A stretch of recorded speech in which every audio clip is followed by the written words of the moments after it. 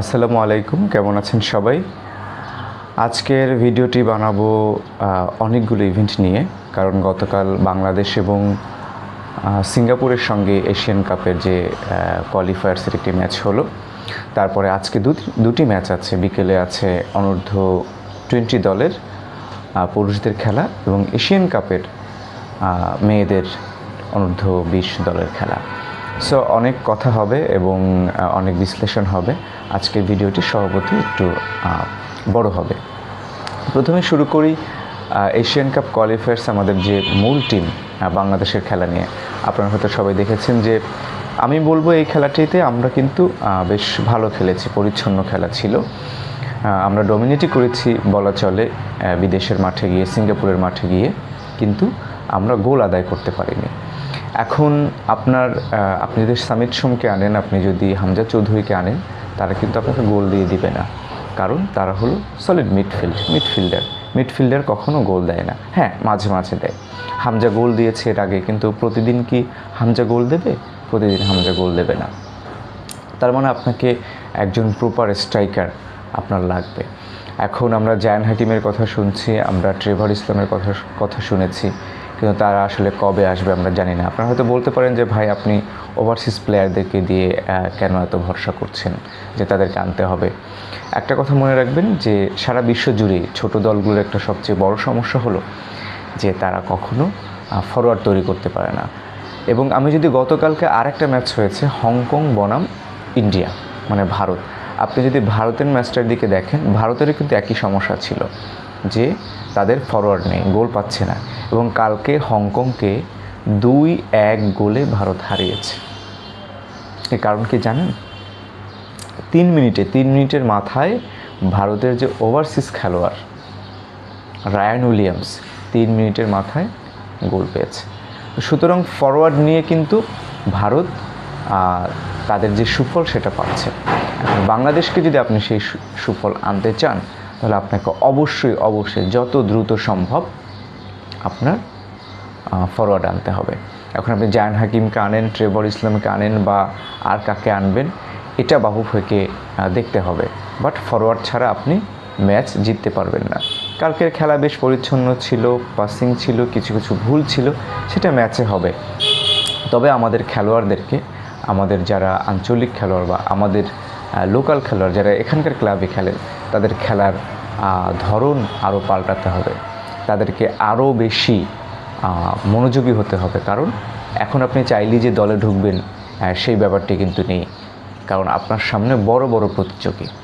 হ্যাঁ, যেমন একটা উদাহরণ দেই, এই যে আমাদের ফয়সাল আহমেদ ফাহিম, আমরা একসময় উইংয়ে কিন্তু ফাহিমকেই মূল ভরসা হিসেবে দেখতাম, কিন্তু আপনি এখন দেখেন, এখন ফাহমিদুল চলে এসেছে। সুতরাং ফাহিমের কিন্তু এখন প্রতিযোগিতা বেড়ে গেছে এবং সবাই কিন্তু ফাহিমকে নিয়ে কথা বলছে, সহজ পাস সে ছেড়ে দিচ্ছে।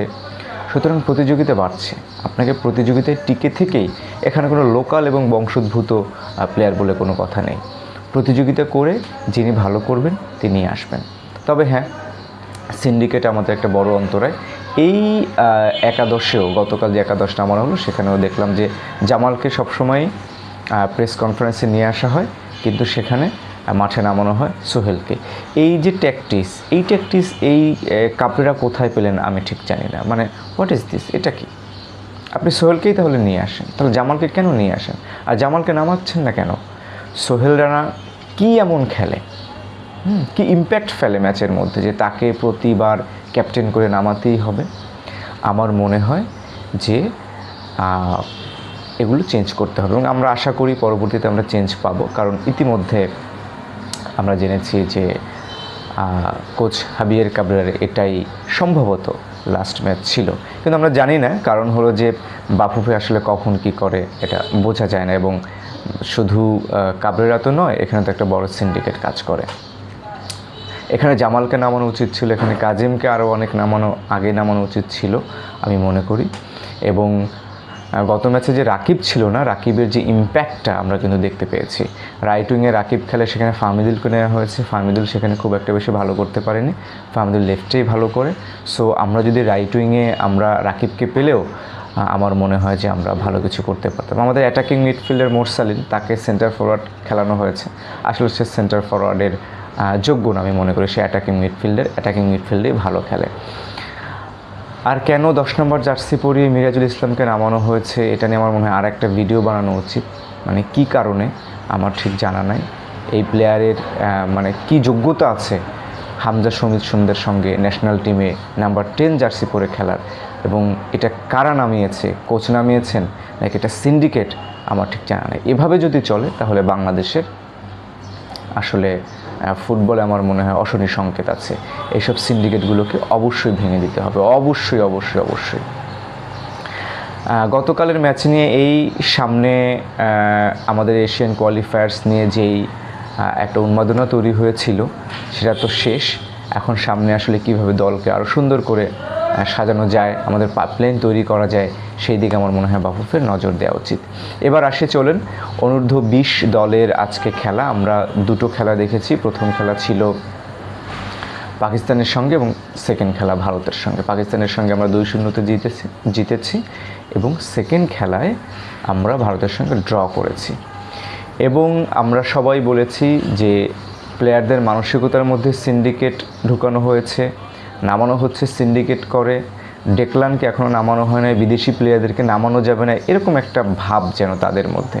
এটা যতদিন থাকবে বাংলাদেশ জেতা ম্যাচও, একটা ভালো টিম পেয়েও আসলে বাংলাদেশ হারবে, বাংলাদেশ ড্র করবে। এবং আপনাদেরকে বলে রাখি, আজকে 4:45 যে খেলা, সেই খেলায় যদি এরকম সিন্ডিকেট থাকে নেপালের সঙ্গে বাংলাদেশ হারবে। প্রতিবার তো আপনাকে রোনান সুলিভান বাঁচিয়ে দেবে না। পাকিস্তানের খেলায় 2টো গোলই রোনান সুলিভান করেছে। ইন্ডিয়ার খেলায় আমরা খাচ্ছি, আমাদের টিম স্ট্রং, তারপরও আমরা পারছি না। হ্যাঁ, যেখানে আমাদের ডেকলান সুলেমানের মতো একটা রাইট ব্যাক আছে সেখানে আমরা কিন্তু তাকে নামাচ্ছি না। কেন?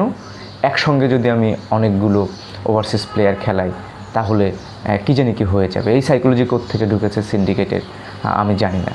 হ্যাঁ, এবং সবচেয়ে অবাক করা বিষয় হলো যেখানে মূল স্কোয়াড ঠিক করবে কোচ, সেখানে কিনা নানান টেকনিক্যাল লোক এসে, ম্যানেজমেন্টের লোক এসে নাকি স্কোয়াড ঠিক করে। মানে অবাক করা কাণ্ড। এটা এই জিনিস কোথায় আছে আমার ঠিক জানা নাই। তাহলে কোচের আমার মনে হয় না যে বাংলাদেশের টিমের উপরে কোচের কোনো হাত থাকে। এখানে সবাই সিন্ডিকেটের সদস্য, তারাই নির্ধারণ করে কারা খেলবে। এই বিষয়গুলো একদম ঝেঁটিয়ে বিদায় করা উচিত। চলুন, আমি আজকের খেলায় আসলে কাদেরকে দেখতে চাই, আমার নিজের একটি স্কোয়াড আছে, সেটি আমি আপনাদেরকে বলতে চাই। এবং আমি জানি না আসলে এই মার্ক কক্স নামাবেন কিনা বা আদৌ তিনি নামাতে পারেন কিনা, বা আতিকুর রহমান মিশু, যাকে নিয়ে এখন কথাবার্তা বলা হচ্ছে তার সিন্ডিকেশন নিয়ে, তিনি আসলে কি করবেন আমার জানা নেই। চলেন দেখে আসি আজকের অনূর্ধ্ব 20 পুরুষ দলে আসলে কাদেরকে আমি চাই বা আপনি কাদেরকে চান সেটাও কমেন্ট বক্সে দিতে পারেন। আর আমরা দেখতে চাই যে কাদেরকে নামানো হয়।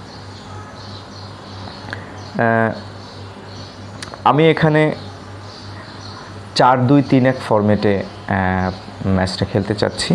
গোলবারে মাহিনী থাকবে, ডিফেন্সে আমি রাখতে চাই আমাদের যে ক্যাপ্টেন মিঠু চৌধুরী, তার সঙ্গে থাকবে ইউসুফ। আপনাদেরকে বলেছিলাম যে ইউসুফ অসাধারণ খেলেছে, তার মাথায় আঘাত লেগেছিল, তারপরও সে খেলেছে। আমি জানি না সে সুস্থ কিনা বা খেলার মতো অবস্থা আছে কিনা। যদি সে থাকে তাহলে ইউসুফ, আর একদিকে থাকবে ডেকলান, আর একদিকে থাকবে সানি দাস। মিডে থাকবে আমি রাখবো রাকসাম এবং চন্দনকে, অর্থাৎ দুটো আমি কি বলে এটাকে হোল্ডিং মিডফিল্ডার নিয়ে খেলবে, একজন চন্দন আর একজন রাকসাম। আর ফরওয়ার্ডে আমি রাখবো লেফটে মানিক, রাইটে থাকছে মুর্শেদ, এবং মিডফিল্ডে আমি এখানে সবাই বলছে আদু ভাই, আমি সেই নামটি বলবো না, বাট ফয়সালকে আমি রাখবো না, কারণ সে একেবারেই সিন্ডিকেটের অংশ। আমি এখানে কোনো সিন্ডিকেট রাখতে চাই না। এবং তার যে দুটো খেলা আমি দেখেছি, সেই দুটো খেলা আমার কাছে মনে হয়েছে ফয়সালের যেটা কাজ, প্লেমেকিংয়ের কাজ, সেটা সে না করে সে কারিকুরি দেখাতে চায়। তার কাজ অ্যাটাকিং থার্ডে রোনান সুলেমানকে বলটাকে সার্ভিস দেয়া, সেটা কিন্তু আমরা পাচ্ছি না। রোনান একা সারথির মতো ঘুরে বেড়ায় ডি বক্সের সামনে, তাকে কেউ বল দেয় না। আমি এখানে ইব্রাহিম নওয়াজকে দিতে চাই, আমি দেখতে চাই। এবং প্রথম খেলায় পাকিস্তানের বিরুদ্ধে ইব্রাহিম নওয়াজ 10 মিনিট নেমে যে ইম্প্যাক্ট রেখেছে, আমি এতে কনভিন্সড। আমার কাছে মনে হয়েছে এখানে ইব্রাহিম নওয়াজ অ্যাটাকিং থার্ডে অনেক বেশি অ্যাটাক তৈরি করতে পারবে এবং আমাদের সেন্টার ফরওয়ার্ড রোনান তো আছেই, এটা বলার অপেক্ষা রাখে না। জানি না এই টিম আসলে দেখতে পারবো কি না, কারণ আমাদের ফুটবলের যে অবস্থা তাতে একজন দর্শক যেই ধরনের ক্যাপাবিলিটি রাখে বিশ্লেষণ করার এবং তারা যেই ধরনের মতামত দেয় সে অনুযায়ী আমাদের কোচরা কখনোই নামান না। এরপরে আছে আমাদের নারী জাতীয় ফুটবল দল এবং আপনারা জানেন যে এই এত সিন্ডিকেশনের ভিতরেও একজন মানুষ লড়াই করে বাংলাদেশের ফুটবলকে এগিয়ে নিচ্ছে এবং তার প্রভাব আমরা দেখতে পাচ্ছি বাংলাদেশের নারী ফুটবল দলে, নারী জাতীয় ফুটবল দল এবং বয়সভিত্তিক দলে। এবং তিনি যেভাবে মেয়েদেরকে তৈরি করেছেন অসাধারণ, তিনি যেভাবে খেলার সেন্স তৈরি করেছেন অসাধারণ। হ্যাঁ, তিনি হেরেছেন, বড় বড় দলের সঙ্গে হেরেছেন এবং তিনি বলেই দিয়েছেন যে সাফের সঙ্গে খেলা এখন আর বাংলাদেশের নারী ফুটবল দলের যায় না, তিনি খেলতে চান বড় দলের সঙ্গে এবং বড় দলের সঙ্গে তিনি খেলে দেখিয়ে দিয়েছেন এবারে এশিয়ান কাপে যে হ্যাঁ, পিটার বাটলার কিন্তু আসলে খেলোয়াড় তৈরি করেন। এবং আমরা দেখেছি যে যাদের বয়স হয়ে গেছে, যারা কথা শোনে না, যারা বিশৃঙ্খল, তাদেরকে তিনি বাদ দিয়ে ছোটদেরকে কিভাবে তৈরি করেছেন, পাইপলাইন কিভাবে তৈরি করেছেন। এবং বাংলাদেশ নারী জাতীয় দল আগামী 10 বছর খুব ভালোভাবে খেলবে, কেন জানেন? এই যে ছোটদেরকে নিয়ে এসে পাইপলাইন তৈরি করা। কিন্তু আপনি ঠিক বিপরীত চিত্র দেখবেন পুরুষ দলে, সেখানে মুর্শেদকে, যারা লিগে খেলে, ফয়সালকে বয়স কমিয়ে তারপরে খেলানো হচ্ছে। অথচ উচিত ছিল যে আমাদের বয়সভিত্তিক দলে যারা প্রপার বয়স এবং বয়স কম যাদের, তাদেরকে তৈরি করে অনূর্ধ্ব 20 দলে খেলানো নিয়ে আসা। তো পিটার বাটলারকে আমি শ্রদ্ধা জানাই, সে বাংলাদেশের নারী ফুটবলে অন্তত এমন একটা জায়গায় তৈরি করে গেছেন। আমি জানি না তাকে কতদিন রাখা হবে, কারণ এমন সিন্ডিকেট বাংলাদেশে চলে, কখন কি হয় আমরা দর্শকরা বলতে পারি না। যে বাংলাদেশের নারী ফুটবল দল আগামী 10-15 বছর অনায়াসে দারুণ ফুটবল খেলতে পারবে, এমন সব তরুণ ফুটবলার তিনি তৈরি করেছেন। আজকে সন্ধ্যা সম্ভবত 6টা কি 7টায় ম্যাচ থাইল্যান্ডের বিপক্ষে। থাইল্যান্ড খুবই শক্তিশালী দল এবং বাংলাদেশ এবারও শক্তিশালী দলগুলোর বিপক্ষে খেলবে। থাইল্যান্ড আছে, চায়না আছে এবং সম্ভবত কোরিয়া অথবা ভিয়েতনাম আছে, থাইল্যান্ড, চায়না এবং ভিয়েতনাম। তো সুতরাং এবারের ম্যাচটি আমি মনে করি বাংলাদেশের যে নারী ফুটবল দল আছে ওরা জিততে পারবে। অনূর্ধ্ব 20 আমি কাকে চাই? গোলবারে মিলি আক্তার অসাধারণ পারফরমেন্স করেছেন আমাদের এশিয়ান কাপে। আপনি দেখেন যাকে অনূর্ধ্ব 20-তে খেলানো হচ্ছে তিনি মেইন দলে অসাধারণ পারফর্ম করে চলে আসছেন। এবার তাহলে অনূর্ধ্ব 20-তে আসলে তিনি কত কনফিডেন্স নিয়ে খেলতে পারবেন চিন্তা করেন। এটাই পিটার বাটলারের বুদ্ধি, এটাই পিটার বাটলারের কোচিং স্টাইল। ডিফেন্সে আমি চাই অর্পিতাকে, কারণ আফিদার পারফরমেন্স দেখেছি, তার পারফরমেন্স ডাউন হচ্ছে ক্রমেই, সেখানে অর্পিতাকে আমি রাখতে চাই। এবং আমার একজন প্রিয় খেলোয়াড় নবীরন, আমি নবীরনের খেলা দেখেছি, তার যে ট্যাকেল মানে অসাধারণ, তার ট্যাকেল দেখে আমার হামজার কথা মনে আসে। রীতা, জয়নব বিবি রীতা এবং পূজা দাসকে যদি আমি সাব করতে চাই পরবর্তীতে আফরিনকে নামাবো, আর অর্পিতাকে সাব করতে চাইলে আমি আফিদাকে নামাতে চাই। একজন প্লেয়ার ডিফেন্স আমি মিস করছি, কেন তাকে রাখা হয়নি, তার পারফরমেন্স ভালো না কি না আমি ঠিক জানি না। রুমা আক্তার হিজাব পরে খেলে, আমার রুমা আক্তারের ডিফেন্স ভালো লেগেছিল অনূর্ধ্ব 20 সাব চ্যাম্পিয়নশিপে। মিডে অফকোর্স আমি এটি সাজিয়েছি 4-3-3 অ্যাটাকিং মোডে। মিডে অফকোর্স স্বপ্না রানী হোল্ডিং মিডফিল্ডার, যাকে আমি মনে করি বাংলাদেশের অন্যতম মিডফিল্ডের ভরসা, এবং তার সঙ্গে থাকবে মামুনি চাকমা এবং মুনকি আক্তার। আমি এই তিনজনকেই মিডফিল্ডের ভরসা হিসেবে দেখি অনূর্ধ্ব 20-তে। ফরওয়ার্ডে এক পাশে থাকবে শান্তি মার্ডি, আর এক পাশে থাকবে উমেলা মার্মা, আমাদের পিটার বাটলারের সবচেয়ে প্রিয় খেলোয়াড়, অথবা প্রীতি। আর সেন্টার ফরওয়ার্ডে অফকোর্স আমার প্রিয় খেলোয়াড় সাগরিকাকে আমি চাই। আমার কাছে মনে হয় পুরুষ দল এবং নারী দল সব দলগুলো মিলিয়ে কারো মধ্যে যদি একেবারেই সেন্টার ফরওয়ার্ডের বা স্ট্রাইকারের প্রপার স্ট্রাইকারের কোনো অ্যাটিটিউড থাকে সেটা এই সাগরিকা। আর সাগরিকার পারফরমেন্স বিবেচনা করে আমি সাব করাতে চাই আলপি আক্তারকে আমার মনে হয় তরুণদের মধ্যে অসাধারণ একজন স্ট্রাইকার হয়ে উঠবেন।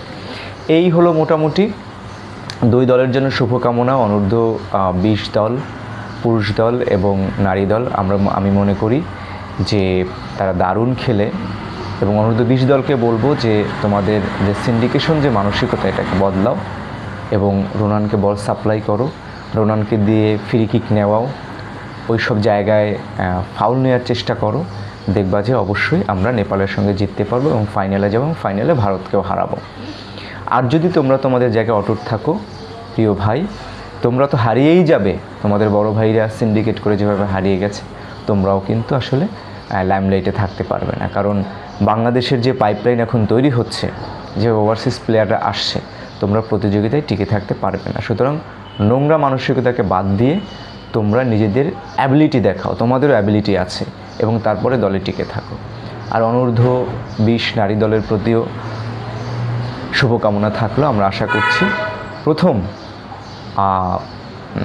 ম্যাচে থাইল্যান্ডের বিপক্ষে জিতে আমরা বিজয়ী দল হিসেবে এশিয়ান কাপ শুরু করব, এবং অবশ্যই এই অনূর্ধ্ব-20 এশিয়ান কাপে আমরা একটা স্বাক্ষর রাখতে চাই, বাংলাদেশের নাম আমরা রাখতে চাই। আপনাদেরকে একটা বিষয়ে বলতে চাই, সুখবর দিতে চাই যে এখন থেকে আমার এই খেলার ভিডিওগুলো আমার যে ইউটিউব চ্যানেল, সেই ইউটিউব চ্যানেলে আপনারা দেখতে পাবেন। আমি কমেন্টে ইউটিউব চ্যানেলের লিঙ্ক দিয়ে দিব। আর যারা ইউটিউব চ্যানেলে এখন দেখছেন তাদেরকে আমি বলতে চাই যে পেজেও আপনারা দেখতে পারেন, ফেসবুক পেজের মাধ্যমে। কমেন্টে আমি ফেসবুক পেজের লিঙ্কও দিয়ে দিব। সবাই ভালো থাকবেন। খেলার পরে আবার ভিডিও করব।